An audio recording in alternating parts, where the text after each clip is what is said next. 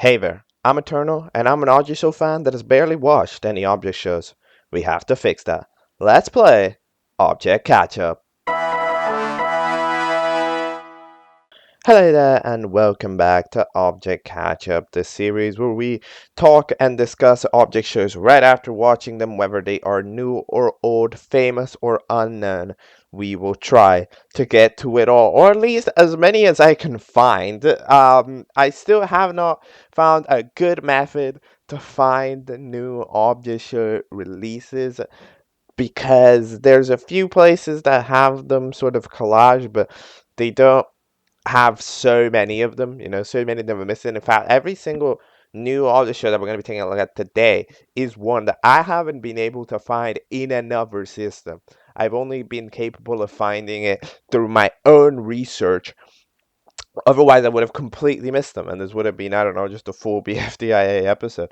So it's kind of hard for me to find object shows that much. So yeah, I don't know what method there can be to find them, but like either way, today's going to be a relatively similar episode structurally to yesterday's video, where we're just going to kind of be taking a look at a few smaller object shows that released a few days ago that I wasn't able to find, and like had some releases in the past few days, but I hadn't originally noticed. I hadn't found yet. Specifically, we're going to be taking a look at three of these object shows.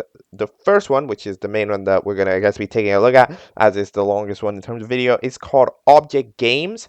Um, it has it's sort of a reboot type thing. Then there's another one called New Object Show. These are some smaller 1 minute episodes. And then finally, there's Object Show that is filler, which has been releasing very consistent episodes, about 3 in the past week. So those have been going quite fast. We're going to be busy in the next week of October talking about some of the bigger stuff, bigger audio shows. But in this very specific moment in history, there's not much to say. So I don't know. There might even be time to squeeze in a little BFDIA episode at the end of it, just like we did yesterday. Now, we're going to be starting off here with Object Games, made by Pixel Animations, which is mainly known for creating this Object Game series. It's sort of Squid Game, but if it was object shows, type series. Now, there has already been, if I'm not mistaken, a full season of this object game thing, or a chapter as they call it. However, it then has been rebooted, so now we have Object Games, plural, um, which released a few days ago. It's called One Last Chance. I'm not exactly sure what to expect. I don't think that I need to watch the previous older object game before watching this one, because it's sort of a reboot, reimagining of the concept. So I'm gonna just watch it. It says season 1, episode 1. If it's not the first season, then I don't know. Then the title was wrong. So we're gonna be watching it. We're gonna be discussing it and all that jazz, and then we will have more information on what it is, and I'll be able to discuss it more thoroughly. All right, let's hit it. All right, I have just finished watching Object Games Season 1, Episode 1, One Last Chance. Now, I feel like I probably don't need to go in that much of a deep dive into this as I would for a lot of other shows, because this thing is an adaptation more than it is, that original of a thing. Of course, trying to be Squid Game. Now, let me preface this by saying I have not seen the actual episodes of Squid Game, like the show. So I'm not sure about any of like the details of exactly how things happen and the way they happen. However, I do know the general lore and how it goes, and it makes sense. It's roughly the same level of lore, right? We've got our protagonist that is in major debt and doesn't have money, and then eventually gets invited the measure to play a game, gets convinced by the fact that they actually gave him money to eventually join this bigger game for bigger money. Everybody gets there. They all still sign up for it because they're all in major amounts of debt. And then they end up playing red light, green light, and then After the first elimination, everybody goes crazy, you know? So that is pretty much the situation, and the people who survive are like going like keep it moving. Now, um, that is roughly the lore. I don't know what the variations would be. At least I don't remember in Squid Game having the protagonist getting fired. I don't remember that happening. Maybe it's true. Maybe it did happen. I don't remember it. At least I don't remember that being a lore thing. Of course, Squid Game. I only read about it like a few years ago, but maybe it did happen. Now, let's talk about some of the other stuff though. So first of all, animationally, it's pretty good. I can't lie. It has one very like this animation and this animation style has one very unique trait to it that I haven't seen many other object shows take advantage of, or at least try to use, and is that this animation, by an absolute mile, right, takes huge advantage of shaking. Like shaking the asset, shaking the face, shaking the hands, just kind of using the literal shaking of the character as an asset for like, understand the character's emotions, what we're feeling, what anything is. Not something that happens that often, obviously.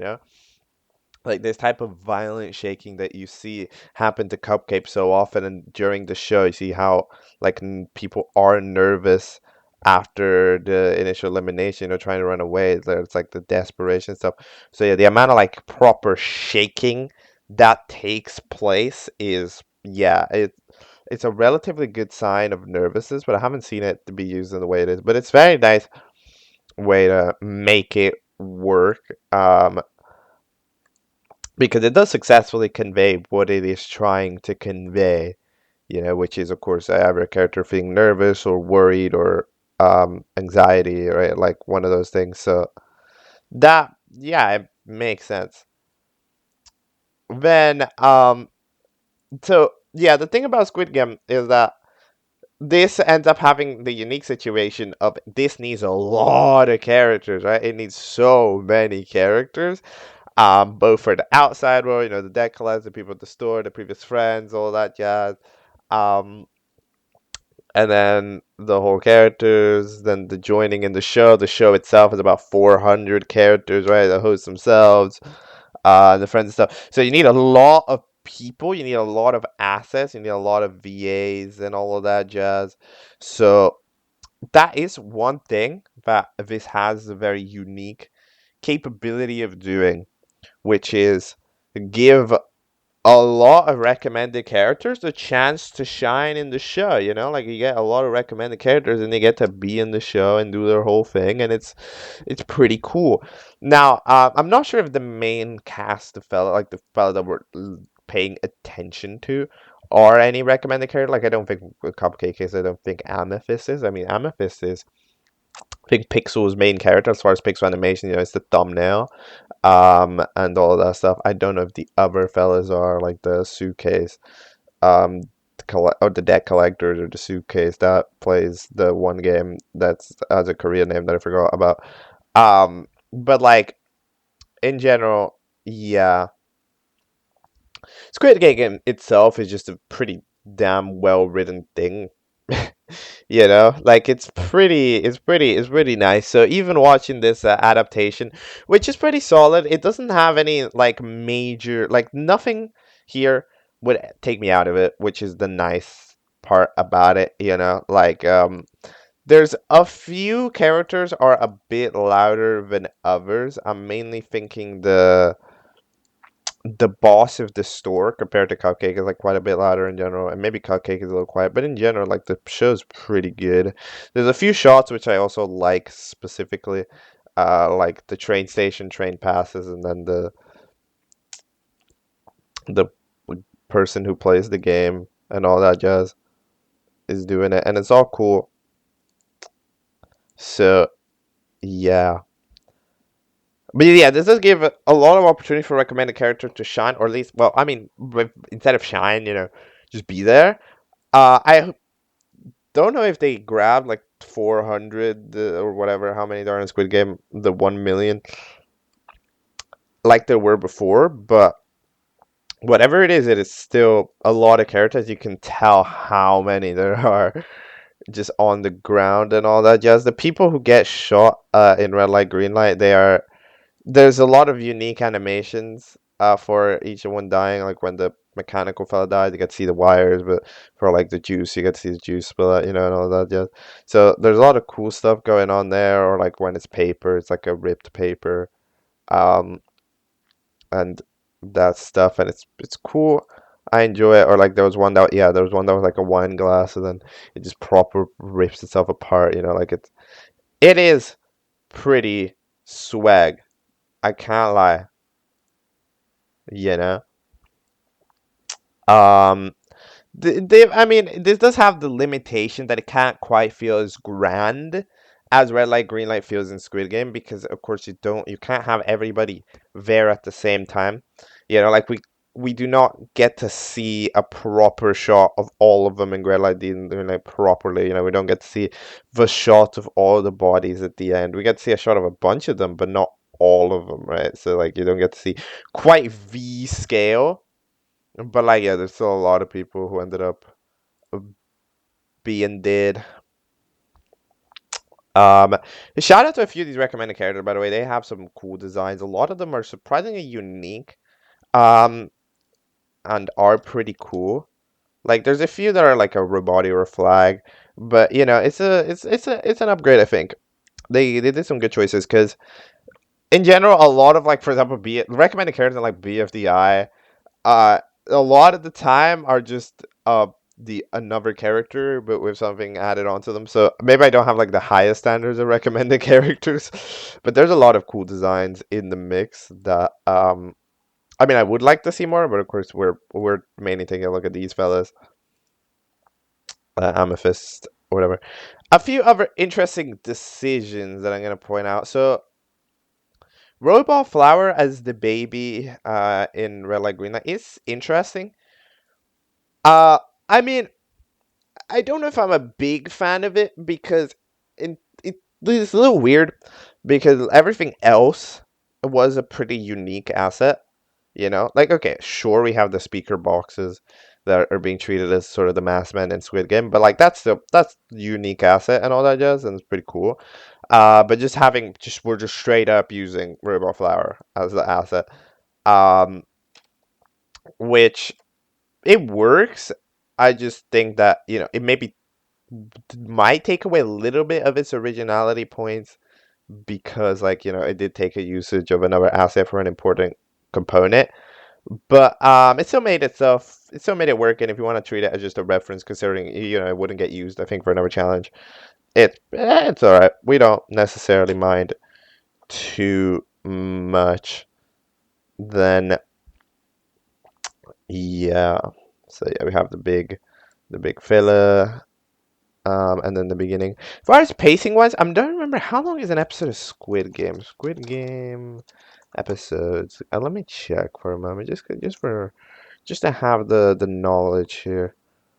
Um, Episode one of Squid Game. It's 59 minutes. So like you see, it's like a speed adaptation. I don't think we saw everything that there was to see in Squid Game, because if I'm not mistaken, in Squid Game there was a whole family dilemma going on, right, as well, where there was like a kid or something that the protagonist didn't have the rights to see or something because like you were unsafe and you were in a proper situation, something like that. There was whole family drama, I think, going on in Squid Game, and here we don't get to see any of that. So I think that's been cut, um, for the sake of speed.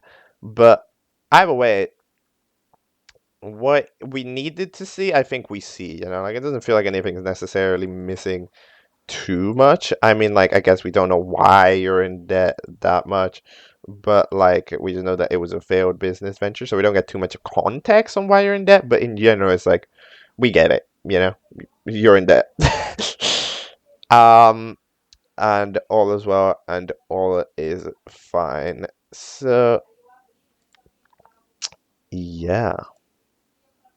As far as VAs are concerned, they all did a relatively good job. I didn't notice any VA being like directly lower quality that much in terms of like microphone and stuff. Like everybody was like, "Yep, sure, this sounds like you fit." Everybody fit. So that's nice. I enjoyed the fact that everybody fit. Because sometimes when you have a lot of VA, sometimes a few of them are gonna have a lower quality microphone, or someone's gonna be too good. Like it's got to be like a consistent level.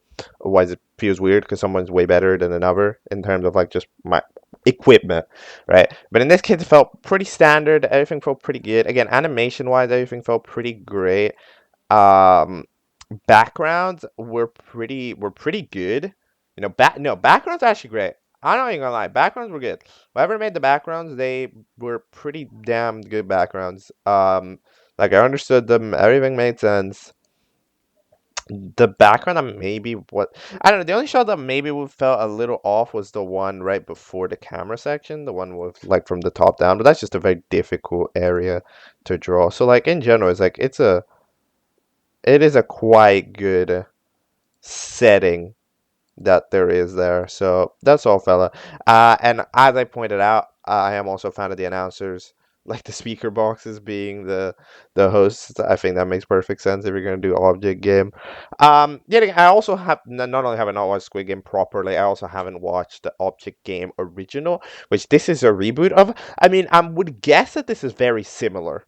Right, because like I don't know how it would differ that much. So I'm guessing it's just like an improved version of that concept, because that was like the first season, first time doing that. I'm guessing that this is like sort of an improved version. But yeah, that's pretty cool, pretty swag. And hey, I'm just saying, all right. I'm just saying, right? There's like 200 characters in the show. I mean, like, if you need a random voice actor to say like two lines, I mean, I could give it a go. I mean, like, and I mean, I would do it, but like because it would be cool, but that's not necessary if y'all have it. Oh wait, and I think that's honestly all I have to say. Like, it feels a little weird because a lot of the time when I make these analysis, they're like really long. They're like tremendously long, but there's not too much to analyze here because like everybody it's sort of just another show. It's an adaptation more than it is its own direct thing. So like we can't talk about lore too much because it's not their lore, but we can talk about the animation, which is good. It's very consistent, very consistently done. Which for a 26-minute episode is very nice. Pace Animations is a channel that, at least as far as I'm aware from the other videos, seems to have pretty reliable standards. Get stuff posted usually within the months and all that. So it's looking pretty solid in that environment. So I mean, I'm pretty confident we are going to be seeing episode 2 and 3 and stuff of this show. So it does seem like the animation is hopefully going to be capable of remaining to the standard and actually get episodes out. Writing, I mean, as far as like making the choices of what to keep and not to keep from Squid Game. As far as what was kept, it all seems fair. It seems like a mildly faster version of Squid Game. We don't get to see all of the details of stuff, but like the plot lines that matter, they're still here, right? So that's all. This all seems good so far. I mean, the writer did a pretty good job figuring that part out, or I guess the writer, because I think just Pixel wrote it. But all seems pretty solid, and that and voice acting all seemed pretty solid. Everybody who talked at least was pretty notoriety. The announcer fellas have the right amount of conviction to the voice. Cupcake is just relatively kind of neutral, relaxed voice that makes them pretty chill. Some other characters are fine. You can tell. Um, so it's all looking pretty good to me. I can't lie, and I'm interested to see more. See where it's gonna go, and that's my analysis of object games. For now, I think I've talked about it for all that there is to talk about. And while I am a rambler, if there's not that much to ramble, I'm just gonna not ramble. I know, right? Crazy. I don't have to yap for 100 hours. Crazy. Alrighty then. The next thing that we are going to be talking about is going to be New Object Show, which is an object show created by animator DaRedPanda. It is relatively modern. It started a month ago, had it released 5 days ago. So I mean, we are late, I guess, to reaching it. But yeah, I mean, it's just hard to find these object shows. It's hard to find them. Like it's kind of difficult to be able to see it. So yeah, we are gonna be watching it. It has 3 episodes. They're all very short, so we're gonna do a back to back to back. We're gonna start off here with the first episode of New Object Show, which is called Breathe. All right, so let's hit it. Well, that was very fast, but I just finished watching New Object Show season 1, episode 1, Breathe. Okay, so first things first, what do I have to say about this? It is actually animated very well. I can't even lie. The actual assets themselves are pretty high quality. The phone moves around and smoothly. The power plug moves around pretty well. There's also some solid turning going on, because we're doing the 3D. There's some 3D assets going on. Maybe the most scuffed one is the banana, because there's not a lot of space for the banana to move around, and so the mouse sometimes ends up feeling a little off. Same thing with the mouse. The mouse are the one part that's maybe a little scuffed for the phone and the banana. But other than that, everything does pretty solid. So the challenge is to do nothing. I mean, define nothing, because like half the characters do stuff. So apparently, violent shaking counts as nothing. Speaking for the sun and the plug counts as nothing. Also, just the sun that's just wobbling back and forth counts as nothing. But then banana is just completely random screen. That counts as something. I don't know. It's a little bit of an arbitrary challenge, to be honest. But yeah, it looks very nice. We're in the void, so there's no background and stuff to deal with. But the text appears pretty nicely in the background. But yeah, as far as animationally, it's pretty nice, although it is, of course, very fast. And then Benaz's up for voting. I mean, apparently, he's the only character up for voting, so presumably they get eliminated. Um, which is interesting. Now, can't lie.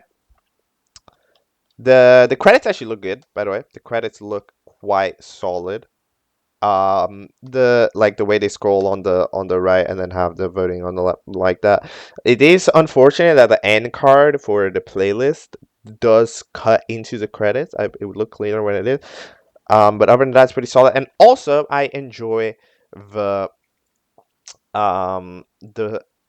inclusion of subtitles. Subtitles are very nice. Of course, it is a 50-second long episode, but having subtitles is quite cool. All right, let's keep it moving. Let's go to episode 2, released 1 month ago. It's called Name Call. 59 seconds long. We get longer. Let's watch it.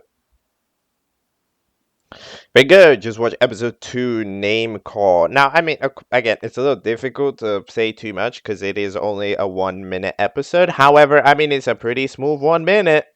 It's a pretty nice 1 minute. I am a fan of the 1 minute. The animation is smooth. I enjoy it.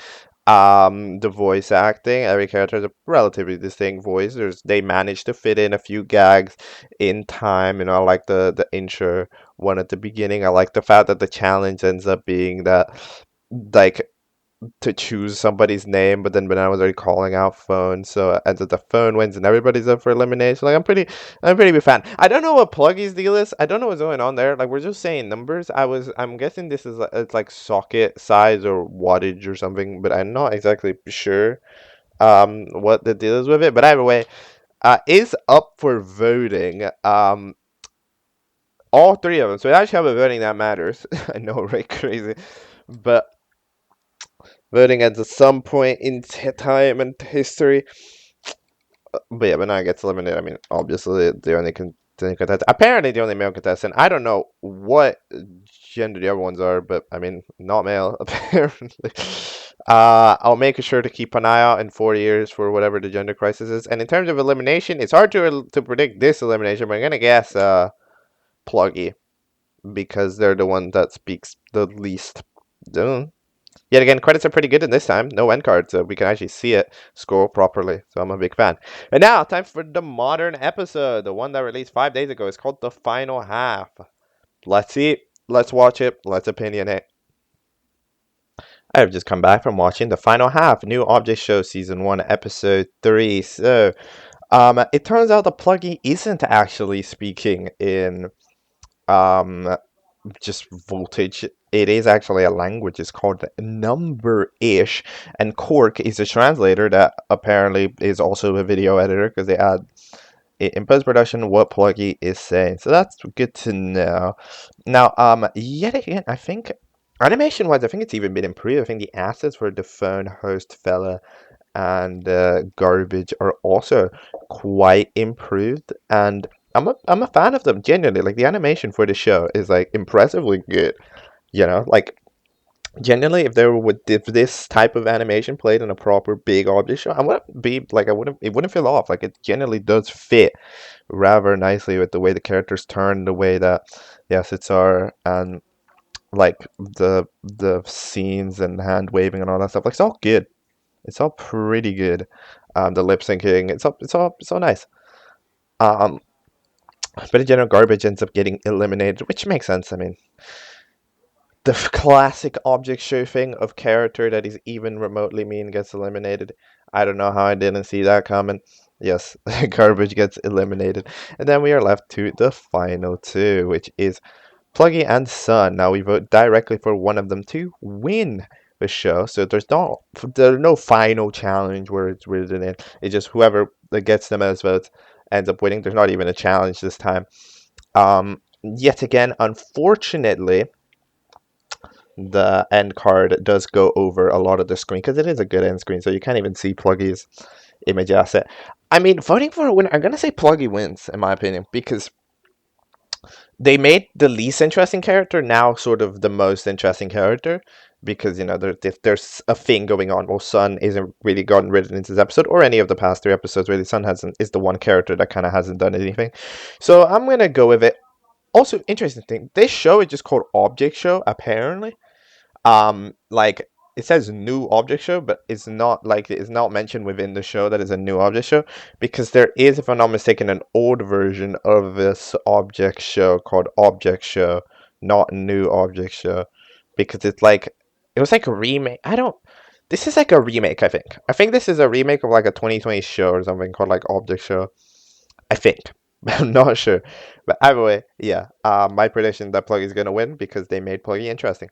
But yeah, really cool show. I mean, with these animation skills, I think that she can go far. This G can go places if tried to show it off. Those like I know those II auditions happen sometimes where it's like some people can get in by just being really good. Yeah, honestly, potential. I am interested. So yeah, keep it up. You'll go places. And then next up, as I said, the next object show we're going to be taking a look at is the object show that is filler. That is the name of the object show. It has had 4 episode releases in the past 10 days since episode 1 through the 4 released 20 hours ago. It is created by Loki. So let's start it off. Yet again, these episodes are quite short, around 1 to 2 minutes each. Episode 1 is called Hello, This Isn't New. Alright, then let's find out if it is. Hello, I've just watched the object show that is filler 1. Now, time for the review that is filler. Yeah, it's very fast. We spend 20 seconds with an introduction, and the challenge is to find a monkey plush. However, it's already there, so Dagger just immediately wins. Immediately, and there isn't really a challenge that allows any of the characters to, well, try to really thrive that much. So Dagger is safe, ends up getting murdered or something because why? Why? I don't know. The monkey plush gets mad at him for something. I guess because they said they are the best. Um, then there's a line about the OSC that I think Soap gives out. Um, and then we have everybody else up for voting. Now, considering we're, of course, having 1 minute to deal with, then yeah, okay, fair enough that most characters don't get much to say. Now, in terms of elimination, usually in these situations, you are probably going to just vote for the character you think has the worst vibe between them.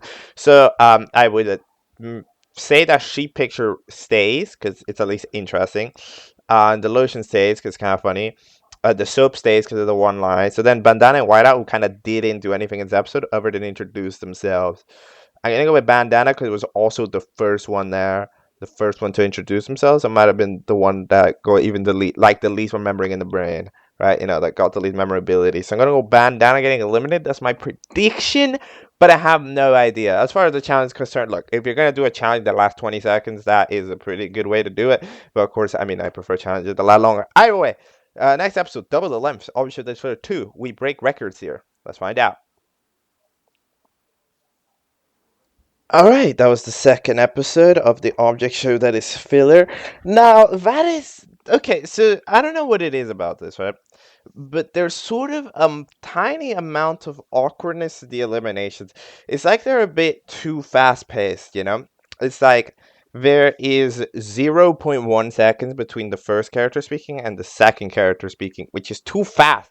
Like there has to be that little gap between one person talking and the other talking so that, it's like a realistic conversation. You give the person processes and then talks when they realize the other person start talking. It's not just somebody talks and then, oh, hi, I'm talking. Like it's going a bit weird and it doesn't make it feel as authentic conversation wise. So I think there needs to be a bit more gap between the two people speaking. Anyways, heading into elimination. But that is actually the first save, so I actually got that hella wrong. But I did get my second page was white out and getting eliminated. So I incorrectly gauged that Bandana would be not relevant. But I mean, I guess they were so not relevant to not get eliminated, to not even get voted. So yeah, I end up surviving. Soap nearly gets out despite existing, despite being around, making the joke. Some people, I guess, didn't like it, but others did. And then the next challenge is to go down the steepest hill in the world and survive. 2 people try it. The best lotion in the world, which ends up, I guess, presumably dying, by breaking the bottle. And then Soap, which does successfully manage to get down there, whether incapacitated or not. Because, I mean, I guess just the soap won't break if you throw it down a wall, right? Yeah, it'll stay there. Because it's not like it won't shatter as much. So I guess that makes sense that it would survive. So other people like Sheep Picture don't even attempt it. A Dagger is stuck and can't even attempt it. I guess fair enough. You're already safety every time. So Soap ends up being safe. So people won't be able to vote Soap for this elimination.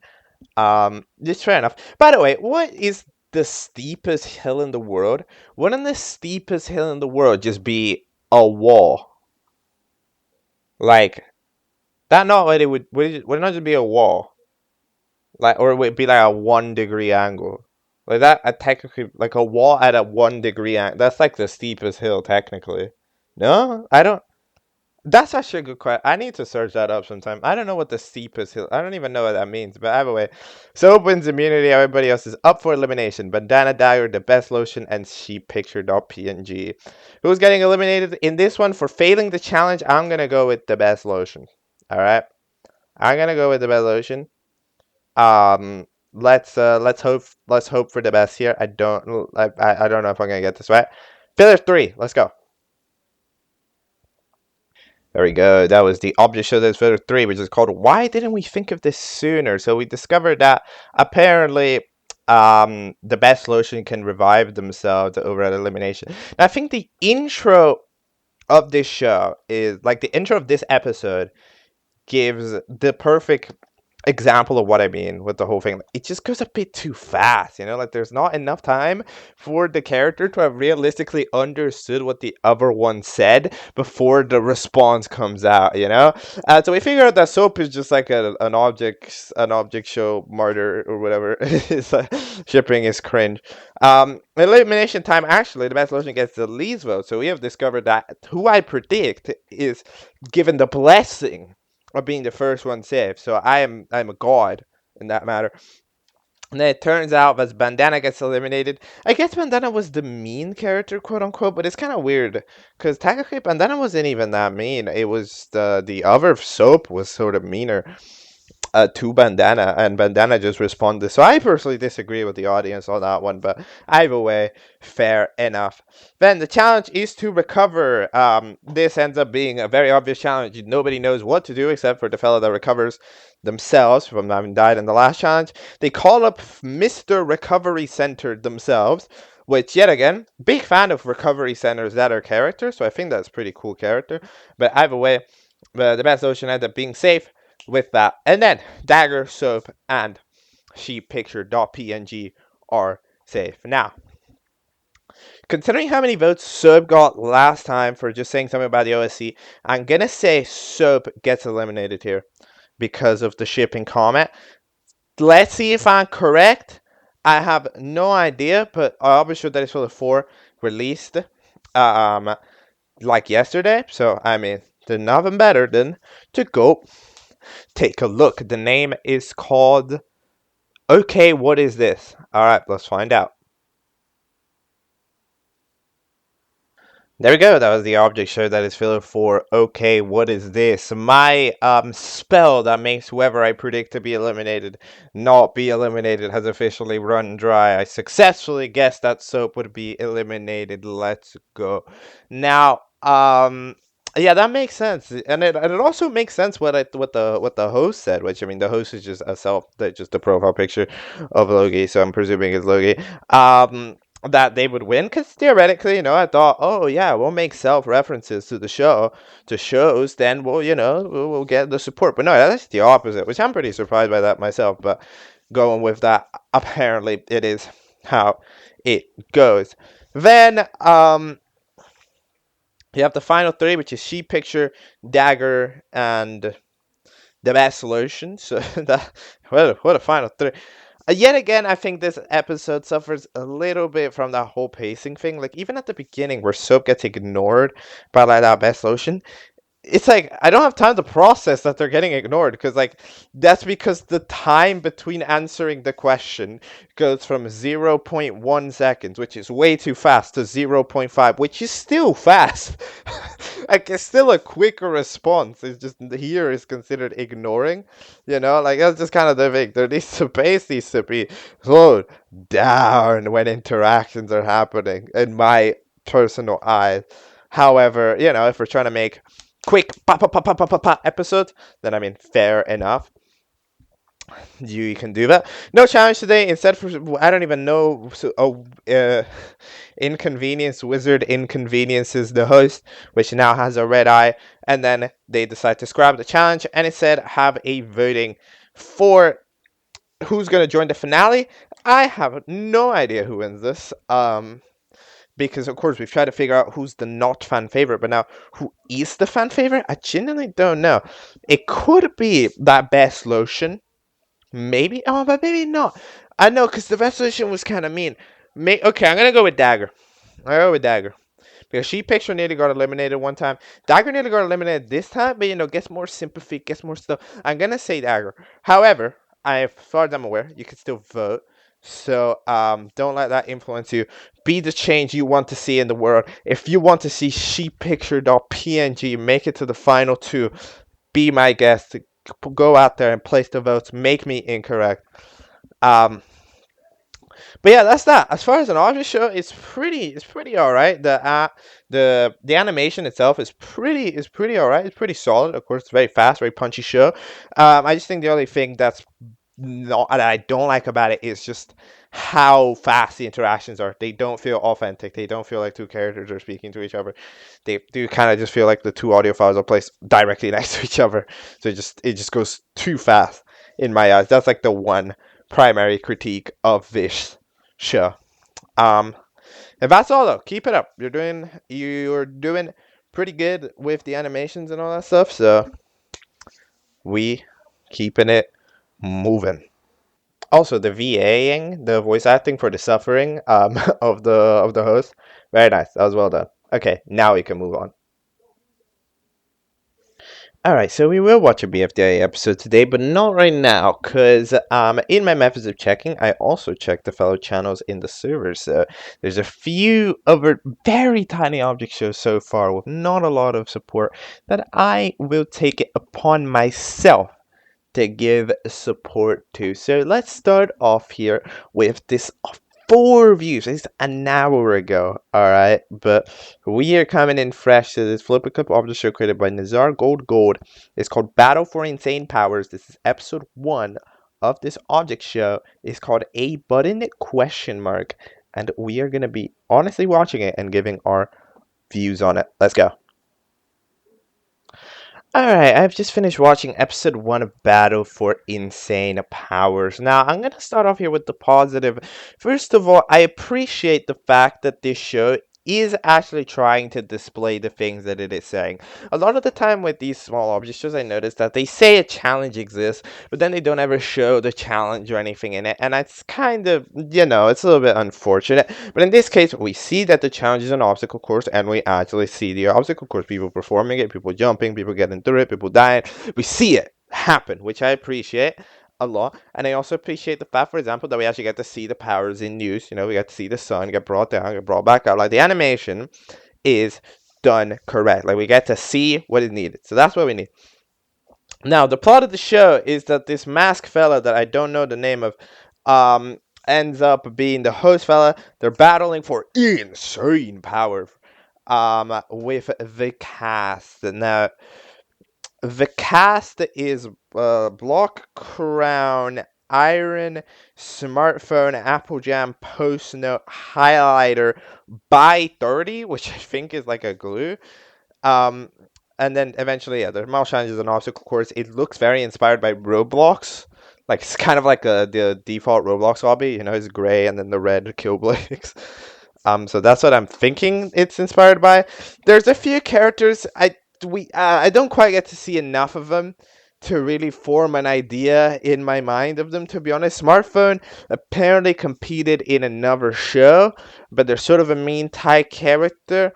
Some others, Post Note was pretty happy. Highlighter's also another mean Thai character. By 30 called them out. By 30 seems to be the more nice sacrificial character allowed block to go through after getting stuck in like the glue or whatever. So eventually a few fellas end up safe. Most of them we don't even really get to see speak. They just go on their own and chill out. Like Block or Crown, I think, ended up getting through highlight. Who else got through? I don't even know. Iron just kind of YOLO'd it by. The Apple Jam, the highlighter smartphone. So yeah, that's the challenge. Then we get into the elimination, which, I mean, I don't really know who's getting eliminated. I could predict, but I'm not gonna in this case because there's currently not enough viewers to, I think, really make a accurate assessment of like a mob mentality. Just kind of what the few people are thinking. Now, the critiques of this show that I have are entirely on the audio side. Animation is fine, voice acting is fine, but they just need the audio itself needs a little bit of a cleaning up. The absolute main thing that I think this show needs is to render the audio as mono. That is the main thing that this is failing. Because what is going on is this is recorded on like a phone, but the phone isn't always in the same place every time because it's a phone, you're holding it. However, this makes a very bad listening experience because you have one audio clip being played mostly on the left ear and one audio ear on the right ear. In a video editing software or in the audio editing software, this audio has to get turned into mono because mono evens out the left and the right ear, and then it's fine. That's not a problem anymore. The audio quality of the microphone is alright. Sometimes there's some background noise, but it happens. But it's just that it plays more on the left ear, more on the right ear, and when you're wearing headphones, it just does not sound good. So that absolutely, audio has to be mono. Otherwise, it's not going to be great. Next, the only other critique is the music at the start's too loud. I don't know what's going on with it. It's kind of buggy. Like, it started on too loud and it went towards the intro. Like, even within the middle of the intro, it got cut off. So I think the idea was to either just not have music, because the second half didn't really have music, and it was fine. I didn't honestly mind it. Or just make it significantly quieter, because we don't really need to have the music in the background at, like, full volume. Like, it's not really needed. So that's the two main critiques of the show. But other than that, I honestly see potential. Like there's a show where you see what's going on, you can properly you can see characters a little bit. It goes a bit quickly, but that's because the cast is a bit big. But other than that, it's fine. You get to see a challenge. You get to see the characters interact. It's fine. It's just it needs an audio cleanup. But other than that, we could go places. I'm interested to where we're going, and I'll check out episode 2's if it releases and I know about it, because it's so difficult to keep up with these things. Let's go next. And the other ultra small little object show release that we're going to be taking a look at today is created by creator 7 and 17, creator with less subscribers than me. Go check them out. Go subscribe if you're listening to this. But this object show that released yesterday is called The Dark Secret Behind Dream Resort, or I guess TDSBDR for short. Episode 1 is called He Can't Even Speak. It's relative. I mean, it's 3 minutes 40. Let's see what we've got here in store for these 3 minutes. I don't really know what to expect. Let's find out. Alright, I've just finished watching The Dark Secret Behind Dream Resort episode 1. Now, so this is a very fast little episode, 3 minutes, which it's a lot. You can do a bunch of stuff in 3 minutes, but it's just introducing 15 people is not usually one of them. Like we get to see them roughly what they're on about. So we know that CD and Vinyl are beefing because Vinyl doesn't like CDs and CDs doesn't like vinyls. So that thing's established right there at the beginning of the show. Then a lot of people are annoyed at them for beefing, such as I think some like painting fella, like cookie fella, and then ice cream fella. Those are like buddies, so that's going on over there. Then there's Boulder, which is this sort of the mean tough guy. Rock, I don't remember call Rock or Boulder, but it's like they're relatively like mean. Type of rude character, tough guy. Then we got Shu that doesn't speak, can walk and do stuff sometimes, but doesn't speak, so we know about that. Then there's a what even is that? It's like a black bottle. Then there's another set of characters that aren't really mentioned, like a paper and a credit card. We don't know what's up with them.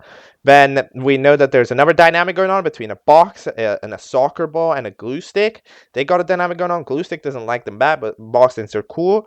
Okay, sure. There's a dynamic going on there. Then there's a PC, and then there's a door, apparently. Door apparently saw a sign. We don't get to see the sign. I thought I missed opportunity. I thought the sign could be there on the screen, However, then Screwdriver comes in, and Screwdriver's the host. I like Screwdriver as a little host character because I like the voice acting for him. I think it's the right type of voice. When you've got a host that doesn't directly look different, you can make them distinct by being like they kind of speak super monotone. It sort of feels like there's an emotionless being there. So that's fair. I'm a fan of it. But yeah, they all compete for Dream Resort. Now, we do get a tiny little spoiler by the fact that the show is called The Dark Secret Behind Dream Resort. So not all is as it seems. I mean, you could realistically guess, but yeah, I mean, apparently not all is all it seems. We don't get to see Dream Resort. We don't get to do much with it. We get to the tightrope challenge. And I think I'm going to say animation is actually quite good. I can't even lie. Animation for this show, it's interesting. It's a style that works. I enjoy the animation. Some assets are a little bit crude, but in general, like the animation does survive.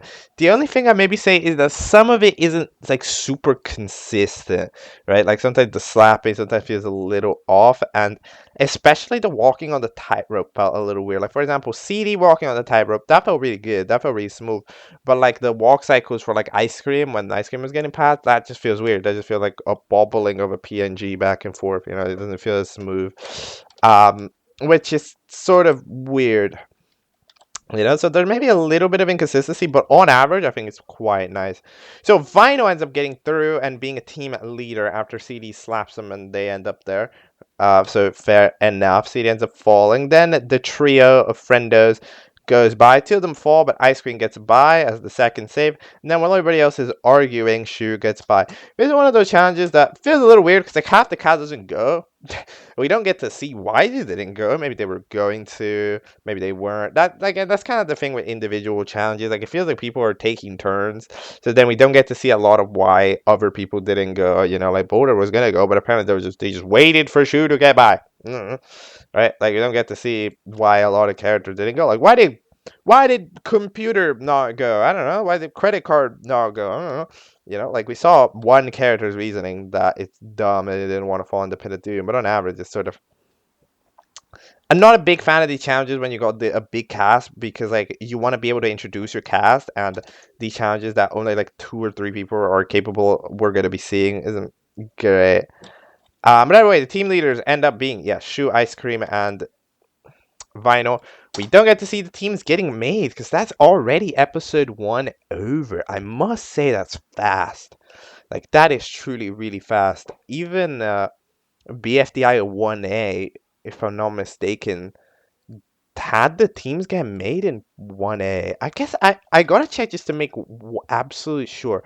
But did the teams in BFDI get made in BFDI 1A or in BFDI 1B? Because now I'm curious about this, but I wait while I'm checking it. Yeah, again, voice acting on average is pretty good. Audio is also really good. Apparently, the music is also composed, like it's custom made for this show by 7 and 17. Which, if it is, good job. It is a nice set of tracks. It doesn't really give any vibes of anything being off. It's all nice. It's mixed well with the audio. Like I didn't really notice it, and so it's not a complaint. But yes, very nice music for background. So I'm a big fan. Okay, actually no. In BFDA 1A they don't pick the team, so my bad. Scratch that complaint. It is just like 1A where they do a little challenge and the teams get picked in 1B. But yeah, it's a cool little show. It looks good. It sounds pretty good. And yeah, the only that there's just a sports car outside. It sounds pretty good, and it's got some potential. You know, we just need to have a challenge that's gonna allow us to more better see the characters. You know, like a neat episode to allow us to get a better grasp of the characters. 'Cause currently, I see a show that looks good and sounds good, but I'm not too connected with the cast, and I'm not too sure what's going to be going on. So that's the main thing. That's the main tip for episode 2. You know, try to give us a connection to these cast members, because currently, other than CD and Vinyl, I get their deal. Don't really know what many people's deals are. So yeah, that's kind of the thing. But other than that, absolutely keep it up, because this show is looking pretty good, and the music is also that's the part I'm mainly impressed by. Like if that is genuinely custom music, then yeah, it is good. It is quite good. Especially as the first video on the channel, getting 23 views, already some comments. You know, you'll keep it up. I'll be on the support. And if there an episode 2 ever dropped, I'll make sure to take a look at it over here, because I think there's an interesting little show here for sure. And as I promised earlier, we do have enough time today to look at another BFDIA episode. Yesterday, we took a look at BFDIA 10, which means that today it is time to take a look at BFDIA 11, which is one of, if not the shortest, no, not the shortest, but one of the shortest BFDIA episodes post the comeback of the BFDIA. It's called BFDIA 11. It's called Lots of Mud. It's 19 minutes long. It's also one of the ones with the least views ever since the BFDIA comeback. So let's see what we've got in store here. Again, it looks to be a little bit of a shorter episode. And then we'll discuss it, and that'll be all for today, because it was a relatively quiet day, so we got time to take a look at ultra small shows and talk about BFDIA. Let's hit it. Hello, I have just finished watching BFDIA 11, Lots of Mud. Now, let's start off here scene by scene. So first of all, Jack appears. Now, I genuinely, while this episode was playing, I was trying to remember what this fella was. I cannot, for the life of me, remember who this is. I don't know, but either way, they say the name of the episode, which is lots of mud. So we have the episode title that somebody made, and then the hair comes out, and it will be actually relevant for the challenge. So then team names get swapped up again. That makes sense. Well, actually, first is Cake at Steak. We got one case of overzealous 3D in the show of the episode with the whole fries laughing at them. Fair enough. I mean, we saw this specific variant of it quite a couple of times, but it's always fun to get a little redo. We also have the Cake and Steak Lewis intro with, I think, a variation because Lewis isn't there anymore. Lewis is like dead. So yet again, I enjoy seeing these themes change. If I'm not mistaken, last time I predicted that Pencil would get the prize. I was actually highly incorrect. Pencil did not get the prize and wasn't even really that close to getting the prize. It was actually Ice Cube by a pretty significant margin. I mean, fair enough, Ice Cube was sort of the team, like the entire reason the team was. But as you can tell by this prize leaderboard, it was the prizes are very evenly spread out. You know, so many people, like 7 people ended up getting between 23 and 24K. Like it's just a lot.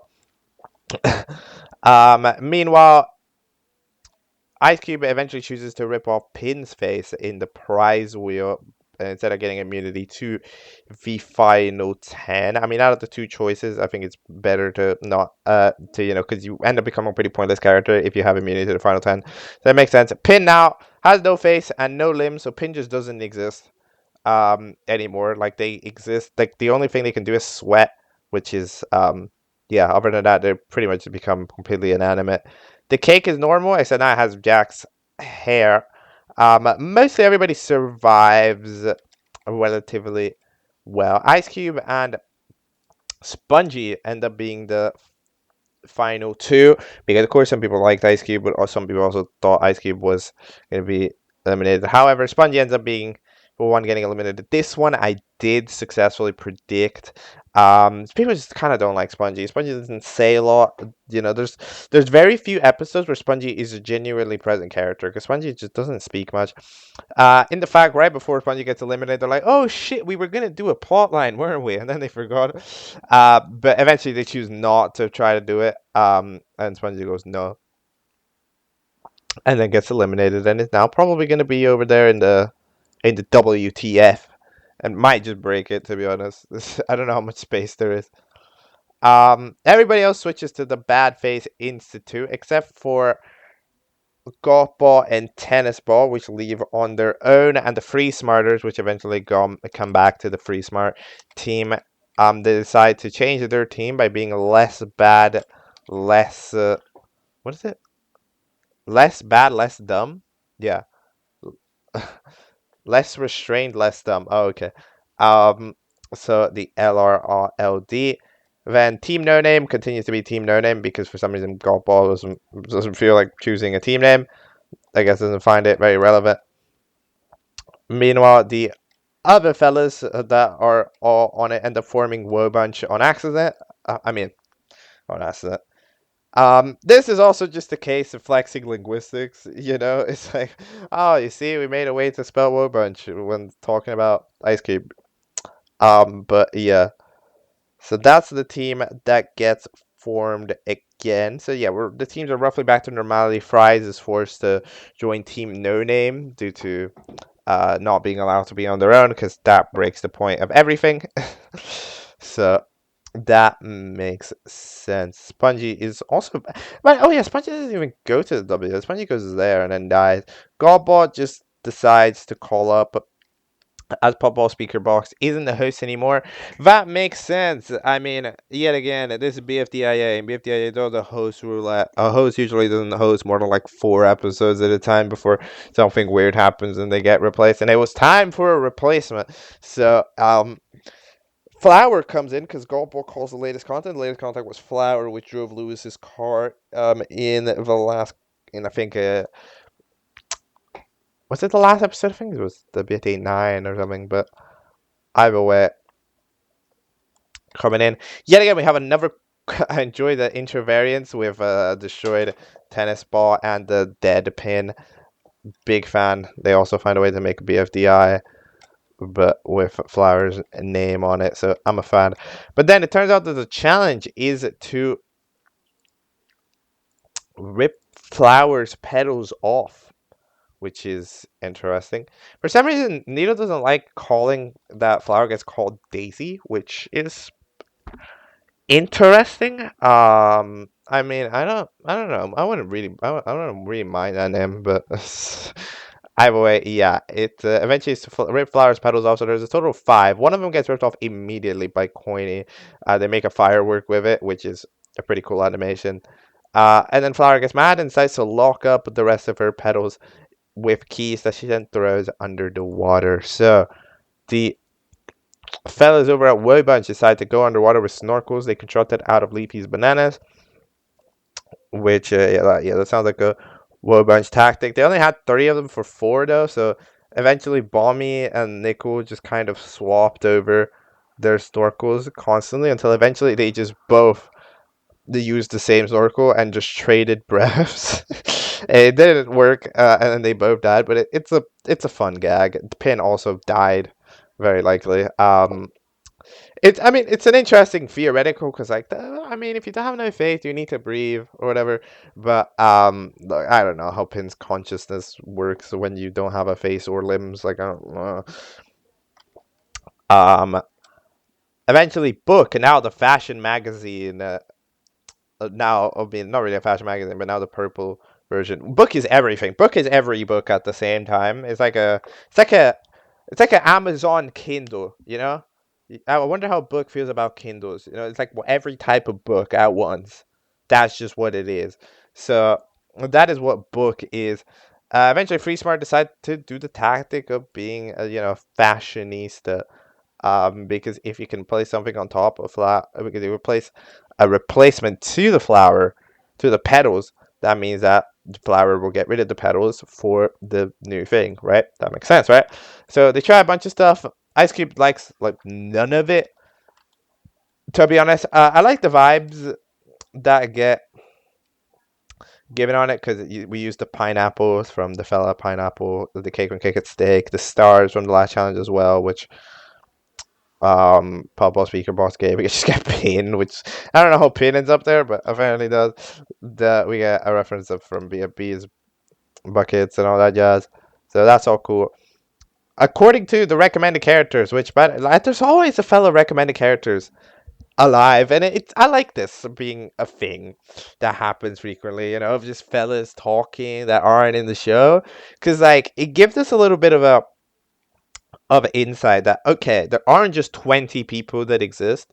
You know, like the object world is a universe. Now, yes, of course, there's a whole recommended characters or whatever, but they feel so much like NPCs in the way they've always moved. You know, they've either been there or done the same action or whatever, right? But actually seeing a couple of characters that are voiced by different people, right? Like, are just different characters. They might be one-offs. They do help make the world alive. You know, that it's not just the contestants and that's it. There's nothing else in the universe. The universe is their toy. It's something I feel like that, especially when, like, I don't know, the biggest city, Yo-Yo City, is completely empty, right? Like it's weird, but nice to see there's other objects. One of them, I must say, black and white cookie, suspiciously looks like yin yang. um, but either way, they eventually decide to get fish flakes in the snorkels because it's a portal to other dimensions. um, and then Coiny goes on and fights with a fish because Fish was eating the fish flakes. Coiny battles with the fish to try to not get eaten. Surprisingly enough, does manage it. To be honest, we not need to find the keys underwater. Eventually, after Ice Cube gets kicked out for saying everything is ugly, the freer, I'm gonna still call them free smarters. I'm sorry. um, End up agreeing to it. So Flower grabs one of the keys and that petal gets given off to the freer smarterers. So they get one key. 2 magnets apparently is enough to pull Needle and the keys together. So that works. There's a couple of very swag deaths in this scene. I must lie. Like the way that the fish monster gets just show. It's probably slashed by Needle when Needle gets pulled back into the earth. It's like wow, that does look cool. And then the fight scene at the end is also very swag. So eventually Fries has the keys and comes in and grabs how many? He grabs 2 of the pedals, yeah. And gets put back into place. So then they hide the keys in door number 3 because door number 1 and 2 get deleted. Of course, the 1, 2, 3, as we know, they're colored after 1, 2, and 3. 1 is blue, 2 is green, and 3 is red. By this time, we didn't know what was up with door 3, but nah, it really has nothing to do with the Algebrillians in any way. Just sort of, it's a room that exists. Door number 3 ends up having a bug in it, and the bugs that, they multiply. So the key ends up being there. Coiny eventually gets back. Tennis Ball finds out and threatens that one of the other 2 result in your doom if you open them. Like, I'm just saying that it is possible to open a door and not be in front of it. This is not something that the characters seem to have considered. That when you open a door, you don't need to directly stare at the front of it. You can open it from the side, follow the back of the door, and that would have worked in both situations. Like if you open the fire door, the fire spits out in front of it, but if you're on the side, then you're fine. But whatever, characters sometimes, these basic things they don't think about. Like it is possible to open a door without standing in front of it. Nope, illegal. But eventually, Payne finds out a way to communicate with Coiny by sweating the ooze thing. So finds out the door 1 is the sweat, door 2 also is the sweat, and then door 3 is the one that Pin doesn't sweat on, which means it's safe. I like it. Relatively creative way to get Coiny to find the key, because of course Tennis Ball has this ability to be somewhat like egocentric, like yes, we did it, we are so good. They're both them and Golball as well, so yeah, Coiny does manage it to steal the key, which means that they end up claiming the final pedal, after, however, absolutely demolishing the Free Smarters. Pencil uses Pencil Kill Ruby, then kills then dulls Pencil, which I guess incapacitates them by writing with the pencil on book. Then for some reason, Book ends up grabbing the key and then doesn't even grab the pedal, but just puts it there. And then Coiny just comes in real quick and grabs the pedal. Now, they had 2 pedals. So yeah, Team No Name ends up being safe with the 2 pedals because Fries grabbed 2 of them in one go. That makes sense, right? Meanwhile, Waybench ends up grabbing that second pedal after the one they grabbed made it at the beginning, so they have 2 and are safe. And that means that with only the 1 pedal that the less restrained, less dumb team had, from getting the hair, flower looks so unbelievably cooked with the way that she currently looks. But yeah. So up for elimination is Book, Ice Cube, Pencil, and Ruby, who most likely get surprised. Most of the sex eliminated. I saw that Ruby got a lot of likes the other time, despite not doing that much. Or Book could also get the prize.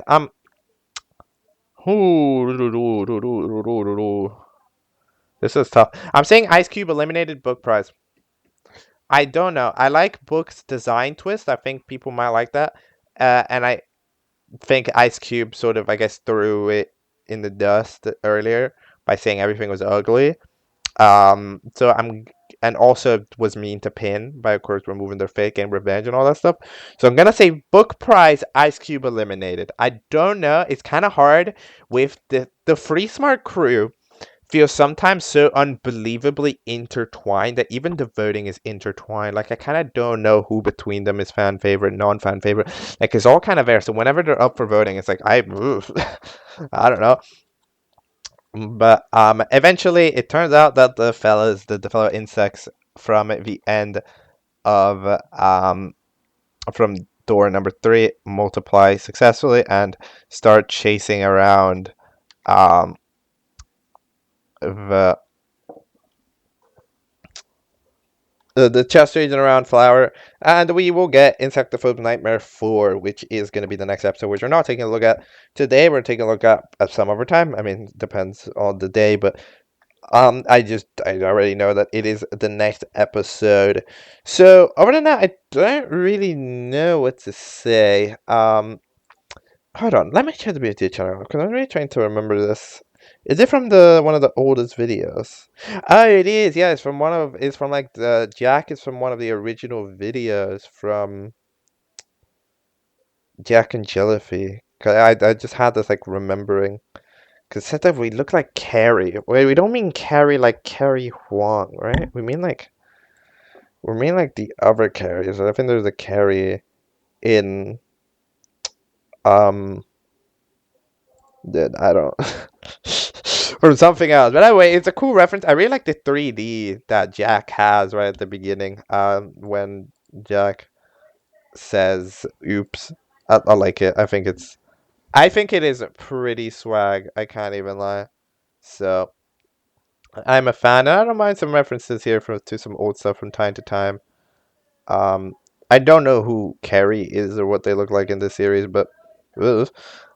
um, and yeah, I mean, I think that's all I have to say currently for this lots of mud discussion piece. Like there isn't much to say. Again, usually BFDIA episodes are more on the silly vibes, and there's not much to judge with silly vibes. Other than the fact that there's a hell of a lot of ocean pollution. How much metal did the tennis ball even grab, bro? But yeah, comparatively to the other episodes of BFDIA, which I have been, slowly ranking, this one's pretty good. I like it. Things happen for a reason. It feels pretty classic. I prefer it to the past few. I think it's one of the best ones. I think it's one of the best ones. It's pretty short, but it's pretty enjoyable. I see what's going on. I see why it's happening. I'm gonna put it probably. I don't remember the ranking of earlier. I think I had 9 first, 6 second, and 10 third. I might. I think. Do I put this above 10? I think I'm gonna put it above 10 because I did enjoy this. It's pretty good. Like there's a reason. There are gags. There's stuff. It was a pretty relaxed watch. Didn't have too much critique to it. I'm gonna put it above 10. But I'm gonna keep it below 6 and 9 because those just feel like pretty omega episodes. And it's hard to really be an omega episode. But yeah, good episode 11. I enjoyed the challenge. I enjoyed the scenes. I enjoyed the jokes. I Everybody got a decent amount of screen time. It was good. It was a good writing case. I think this might be the first episode since the comeback that Carrie isn't the only writer on.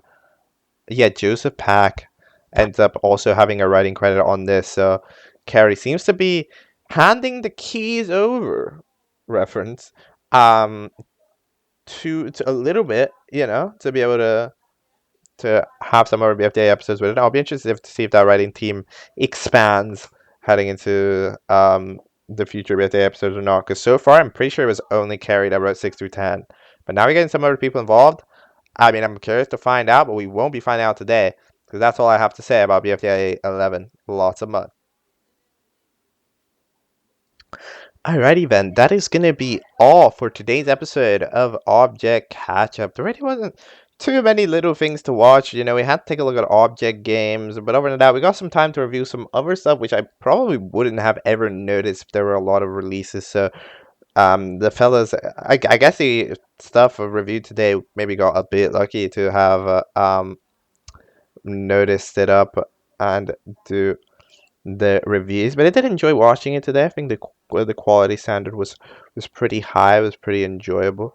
But yeah, I think some other stuff will be dropping pretty soon for some other shows. The late November window. I think there's gonna be a lot of stuff to cover, so we might not have a lot of these safe little small episodes for a while.